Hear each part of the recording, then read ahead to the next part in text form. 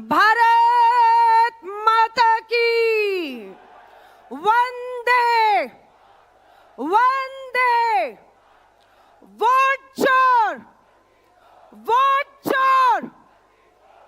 मैं देश के कोने कोने से आए भारतीय राष्ट्रीय कांग्रेस के सिपाहियों को कहना चाहती हूं, कुछ ही समय में हमारे न्याय योद्धा, लोकसभा में नेता विपक्ष श्री राहुल गांधी जी, मल्लिकार्जुन खड़गे साहब राष्ट्रीय अध्यक्ष, श्रीमती सोनिया गांधी जी पूर्व कांग्रेस अध्यक्ष, प्रियंका गांधी जी हमारी वायनाड से सांसद केसी वेणुगोपाल जी, संगठन महासचिव आपके बीच में कुछ ही क्षण में पहुंचने वाले हैं। बधाई देना चाहती हूं पूरे कांग्रेस परिवार मंच पे बैठे लोगों की तरफ से। जितना सैलाब अंदर है उतना ही सैलाब रामलीला मैदान के बाहर है। इस तानाशाह सरकार की नींव हिलाने का काम आज हमने शुरू कर दिया है। अगर सदन के अंदर हमारे नेता राहुल गांधी ने SIR के खिलाफ आवाज उठाई तो देश का लाखों कार्यकर्ता देश के कोने कोने से आकर इस रामलीला मैदान में सड़कों पर मोर्चा संभाल रहा है। नेता विपक्ष के तौर पर श्री राहुल गांधी जी ने सदन के अंदर एक वोट चोरी को रोकने के लिए बाबा साहब अंबेडकर के संविधान में मिले हमारे हक अधिकारों को छीनने का काम ये तानाशाह सरकार नाम लेने से डरते नहीं है। हम दो ने इस देश में जो लूट मचाई है उसे रोकने का काम कांग्रेस का एक एक सिपाही करने जा रहा है। आज महिला कांग्रेस की तरफ से कहना चाहूंगी, देश की आधी आबादी भी बाबा साहब अंबेडकर द्वारा दिए गए एक वोट के अधिकार को छीनते हुए देखकर चुप घरों में नहीं बैठी, वो आज इस मैदान में आई है। मैं आप सभी से कहूंगी, आज ये सरकार, देश के प्रधानमंत्री नरेंद्र मोदी जी, देश के गृह मंत्री अमित शाह जी, चुनाव आयोग गणेश कुमार, कान खोलकर सुन लो, हम संविधान में मिले उस लोकतांत्रिक एक वोट के अधिकार को किसी कीमत पे छीनने नहीं देंगे। हम उसके लिए कोई भी कुर्बानी हमें क्यों ना देनी पड़े। आज देश एक बार फिर से पुकार कर रहा है देश के लोगों से। आज किसान हो, मजदूर हो, दलित हो, आदिवासी हो, युवा बेरोजगार हो, मेरी आदि आबादी महिलाएं हो, आज अन्याय, अत्याचार, जुल्म के खिलाफ एकजुट होकर देश के कोने कोने से आप आई हैं। आज इस सरकार को समझ आ जाना चाहिए, जो कहते हैं कांग्रेस हाशिए पे चली गई, कांग्रेस खत्म हो गई। आज अगर मीडिया में दम होगा तो मीडिया इस मैदान और मैदान के बाहर, और जो लोग नहीं आ पाए वो अपने अपने राज्यों की राजधानियों में सड़कों पर निकले हुए हैं। हिम्मत हो तो मैंने कहूंगी सच्चाई को दिखाना होगा, सच्चाई को दिखाना होगा। एक ही नारा कहूंगी, पहली लाइन मेरी होगी, दूसरी लाइन आपकी होगी। देखना होगा किसकी आवाज में कितना दम है। तैयार है? तैयार है? आप सभी से कहूंगी, राहुल गांधी जी, खड़गे जी लोकसभा राज्यसभा में इस लड़ाई को लड़ रहे हैं। हम लोगों को भी बिना डरे दो चीजें सबके मन में डाल दी गई है, चाहे अग्निवीर के नाम पर तमाशा हो रहा हो, बेरोजगारी के नाम पर व्यापारियों को डर उनके दिलों में बिठा दिया गया है, डर बिठा दिया गया और उन्हें चुप कर दिया गया है। हम बहुत से लोगों को मिलते हैं, उन्हें डरा कर चुप करा दिया गया है। आज आपके बाहर निकलने से उनका डर निकलेगा और उनकी चुप्पी तोड़ेगी और हमें ताकत मिलेगी इस देश को। अब पहली लाइन मेरी अंतिम आपकी होगी, सरफरोशी की तमन्ना। एक बार फिर से दोनों हाथ उठाकर, सरफरोशी की तमन्ना,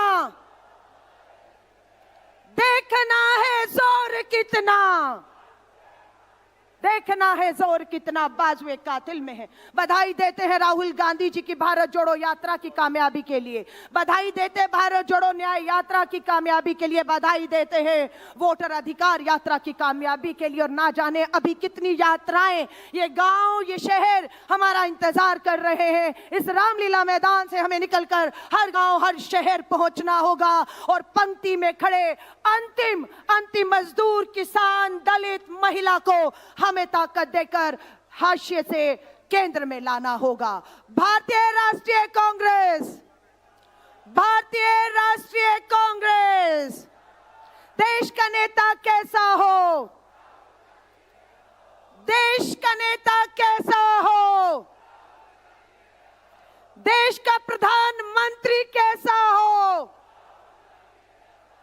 फैसला हो चुका है कि देश का अगला प्रधानमंत्री भाजपा से नहीं कांग्रेस से होगा और उसका नाम तय हो चुका है, श्री राहुल गांधी। बहुत बहुत बधाई और शुभकामनाएं देती हूं। जय हिंद, जय भारत।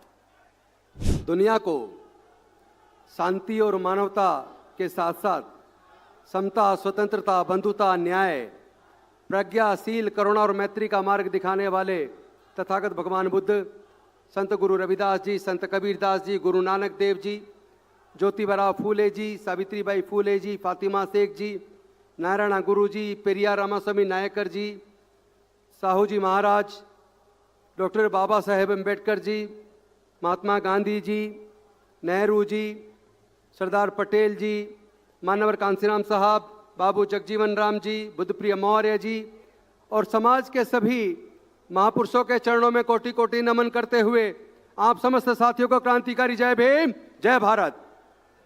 साथियों, जो लोग अपना इतिहास नहीं जानते वो लोग कभी इतिहास बना नहीं सकते। तो इतिहास बनाने के लिए देश के इतिहास को जानना बहुत जरूरी है। आपको ये बात समझनी पड़ेगी कि भारत के अंदर 1935 से पहले वोट डालने का अधिकार केवल 3 तरह के लोगों था। एक, जो लोग इनकम टैक्स पे करते थे उनको वोट डालने का अधिकार था। दूसरा, जो बड़े जमींदार रजवाड़े थे उनको वोट डालने का अधिकार था। और तीसरा, जो ग्रेजुएट थे उनको वोट डालने का अधिकार था। लेकिन देश में मनुस्मृति के चलते देश की महिलाओं को, चाहे वो किसी भी जाति धर्म की महिलाएं हों, उनको पढ़ने का अधिकार नहीं था। देश में शूद्रों अछूतों को पढ़ने का अधिकार नहीं था, इसलिए वो लोग ग्रेजुएट नहीं बन पाए। उनको व्यापार करने का भी अधिकार नहीं था, इसलिए वो व्यापारी भी नहीं बन पाए। और वही व्यापारी नहीं बन पाए तो इनकम टैक्स पेई भी नहीं बन पाए। और इसके साथ साथ उनको संपत्ति रखने का भी अधिकार नहीं था, इसीलिए वो लोग जमींदार नहीं बन पाए। तो इस देश में 1935 से पहले मुश्किल से 5% लोग, यानी कि 100 में से केवल 5 लोगों को वोट डालने का अधिकार था। लेकिन इसके लिए डॉक्टर बाबा साहेब अम्बेडकर जी ने 1930 में, 1931 में फ्रेंच के माध्यम से अंग्रेज सरकार को यह मानने के लिए मजबूर किया कि आपको वोट देने का अधिकार केवल इनकम टैक्स पेई को नहीं, केवल ग्रेजुएट को नहीं, केवल बड़े जमींदारों को नहीं, बल्कि भारत में रहने वाले तमाम लोग, चाहे वह मजदूर हो या किसान हो, पढ़े लिखे हो या अनपढ़ हो, अमीर हो या गरीब हो, सभी को वोट का अधिकार मिलेगा और सबके वोट की कीमत बराबर होगी। 1 मैन 1 वोट, 1 वोट 1 वैल्यू। इतने मुश्किल से 1935 के अधिनियम के तहत भारत के लोगों को वोट का अधिकार मिला। लेकिन आपको समझना पड़ेगा कि भारत के अंदर 14-14 घंटे लोगों को काम करना पड़ता था। फैक्ट्रियों के अंदर, कारखानों के अंदर 14-14 घंटे काम करना पड़ता था। लेकिन 1942 में डॉक्टर बाबा साहेब अम्बेडकर जब ब्रिटिश वायसराय की काउंसिल में लेबर मिनिस्टर बने, तब वो लोग सोशल सिक्योरिटी वो लेकर आए, ESI का बेनिफिट लेकर आए और उसके साथ साथ PF का बेनिफिट लेकर आए। 14 घंटे से घटाकर काम के घंटे 8 निर्धारित किए। पहले कोई न्यूनतम मजदूरी तय नहीं थी, लेकिन न्यूनतम मजदूरी का कानून बनाया और लैंड रिफॉर्म का कानून बनाया, सिंचाई की योजनाएं बनाई। कितने मुश्किल से ये अधिकार मिले। लेकिन क्या आपके अधिकार सुरक्षित हैं? आपको समझना पड़ेगा, जब संविधान की प्रक्रिया चली, संविधान बनाने की जिम्मेदारी संविधान सभा के लोगों को मिली, तो टोटल 18 समितियां थी। संविधान बनाने की समितियां 18 थी। 18 में से 13 समितियों में डॉक्टर बाबा साहेब अम्बेडकर जी भी थे। तो देश के तमाम वर्गों के लोग, तमाम सभी जाति, सभी धर्मों के लोग संविधान सभा के मेंबर थे। और सभी जाति धर्मों के लोगों को लेकर जो संविधान सभा बनी, उसमें से 18 समितियां बनी। अलग अलग तरीके से संविधान के निर्माण पे काम हुआ। और उसके बाद जो ड्राफ्टिंग कमेटी बनी, ड्राफ्टिंग कमेटी के 7 सदस्य थे, उनमें से एक डॉक्टर बाबा साहेब अम्बेडकर जी थे। उन्होंने पूरे दुनिया के संविधानों को पढ़ा और दुनिया के संविधानों को पढ़ने के बाद भारत की स्थिति को जांचा परखा। चूंकि भारत के अंदर 6,743 जातियां हैं, अनेकों जातियां के साथ साथ अनेकों धर्म हैं, अनेकों भाषा बोलने वाले लोग हैं, अनेकों संस्कृतियों को मानने वाले लोग हैं।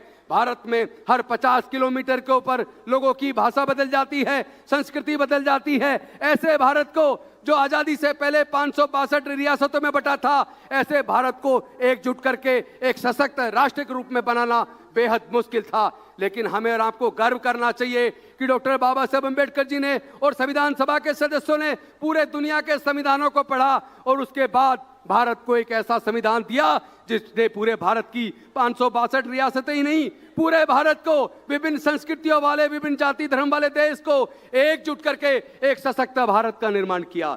2 साल 11 महीने 18 दिन भारत के संविधान को लगे, सबको वोट का अधिकार मिला, सब लोग सरकारें जनता चुनने लगी।